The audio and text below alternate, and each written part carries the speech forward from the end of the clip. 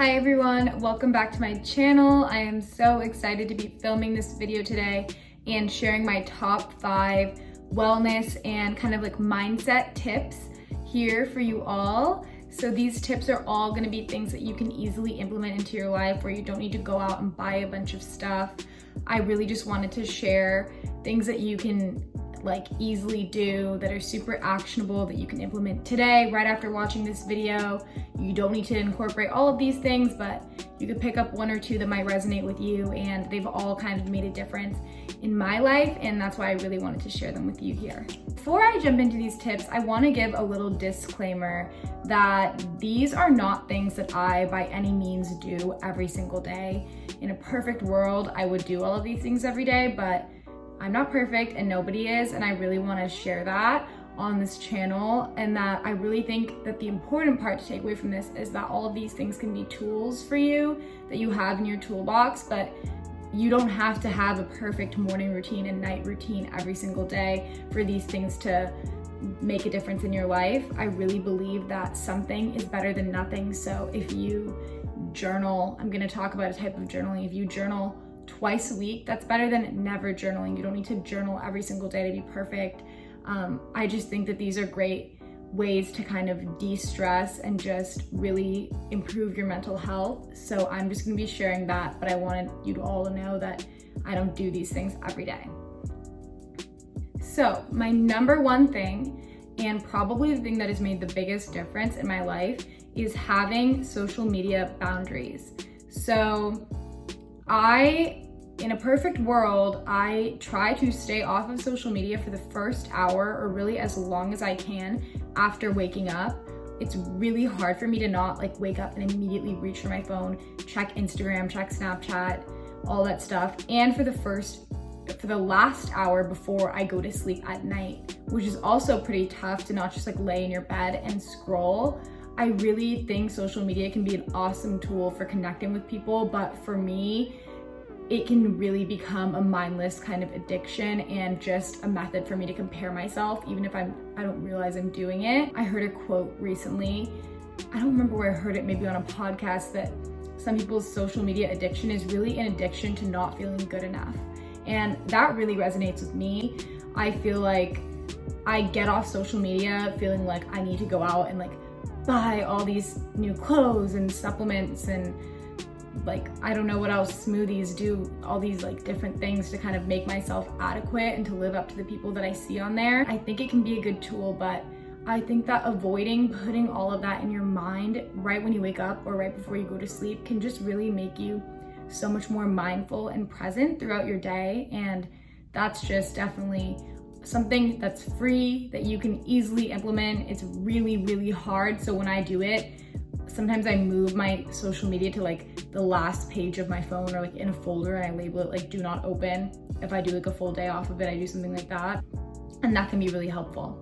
So number 2 is brain dump journaling. So that's kind of what I call it. I don't know if it has a specific name. I think I heard about it on the Skinny Confidential podcast, or maybe the blog. I do a lot of different kinds of journaling, but I do scripting, I do affirmations, I do regular journaling, and I do this kind of like brain dump. So in the mornings, I really wake up like literally a crazy person. Like if you talk to me before I do journal or some type of reflection, you really like don't want to be talking to me, because I have a lot of thoughts in my head, and I wake up and kind of, it's natural for me to start the day and be like, what is gonna go wrong today? What are the problems I'm gonna have to face today? And it's super negative. So in the morning, I'll wake up, open my journal. I don't really have a specific order of what I do things. It's kind of what I feel. But when I sit down to journal, I'll set like 3 pages, and I'm like, okay, on these 3 pages, I'm going to fill them with every single like thought or worry that I have in my brain. And I just write with no judgment. I don't even write in complete sentences sometimes. If my thoughts change, I just like write as if my thoughts are just kind of like flowing onto the paper. And when I'm done, I feel so much better. It's kind of just like letting go of all the anxiety that you have built up. If you're somebody who has anxiety, especially during these kind of like quarantine times, I feel like a lot of us have anxiety, so this really helps me. The type of journals that I use are Moleskine. I'm actually about to start a new one. So I have this one. It's just the classic Moleskine hardcover lined notebook, and I got green because green is my favorite color, and I just love this one. Okay, so number 3 is something that I picked up maybe a year and a half ago when I did Kenzie Burke's 21-day reset. I don't follow all the principles in that reset, but something that really stuck with me was having hot lemon water in the morning before anything else on an empty stomach, and I have some type of kind of like nighttime or detox tea as the last thing of my day. There's a lot of health benefits to both of these, but that's really not the point. The point of it is that they kind of anchor me throughout my day, and it's just a nice like morning ritual. I usually leave my phone in my bedroom, get up, go in the kitchen, put the water on, kind of like stretch and wait for it to heat up. And I don't know, maybe it sounds weird, but it's just a ritual that I have. And then at night, I really love the detox tea because having something hot after you've kind of finished eating for the day just really like soothes your stomach. And also it just kind of signifies to my body that it's time to go to bed. I'm done eating for the day. It really prevents me from snacking throughout the night, which I know can be kind of a like unhealthy habit for a lot of people. And I just feel like those have been a great like addition to my routine and something that I really have been able to keep up with. I don't do most of these things, I really don't do every single day, but this is one that I do probably 6 out of 7 days of the week, just because I love it and it makes me feel good, and it just like helps my digestive system and makes me feel like mentally kind of anchored in the beginning and end of my day. I love a good routine. So, okay, so I'll show you 2 of the teas that I'm kind of like rotating between right now for my nighttime routine. And the first one is this traditional medicine everyday detox dandelion tea.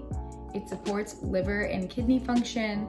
And this one, I mean, none of them taste great, but like they taste fine. I don't know, it just makes me feel really good. It has peppermint leaf, licorice root, fennel, dandelion herb, and all these things are really good for detoxing your system and also just for your digestion in general. So that's the first one. And then the second one is the Puka nighttime tea. I originally started out with detox teas with the Puka detox tea, which is an OG and it's really good, but this one tastes really good. It has oat flower, lavender, and lime flower. It's not a detox tea per se, it's more just like, it has kind of like a nighttime feeling. It makes you kind of sleepy and relaxed, and I just love it. Also, it's so cute. So number 4 is kind of an unconventional wellness and mindset tip, but this is something that I do all the time. And basically, the whole concept behind it is that when you're feeling anxious or you're feeling stressed, something that you can do to make yourself feel better is get outside of yourself. I feel like we really get stuck in our heads and it's all about like me, what am I struggling with? Like, what am I anxious about? But if you get outside yourself and think about others, it can often make you feel a lot better. At least it does for me. So what I do is when I'm feeling super anxious and overwhelmed, I will oftentimes call my grandpa or call somebody else in my life. Most of the time it's him because he's my favorite person, but I'll call my grandpa, I'll call my best friend, I'll call my mom, and really I don't call and complain about my own anxiety. I more just like ask them what they're doing. You know, I try to make it about them, and then by helping them and listening to them, I just feel a lot better myself, and it kind of brings me outside of my own little bubble of anxiety to think about somebody else that I love in my life, and then in turn that calms me down.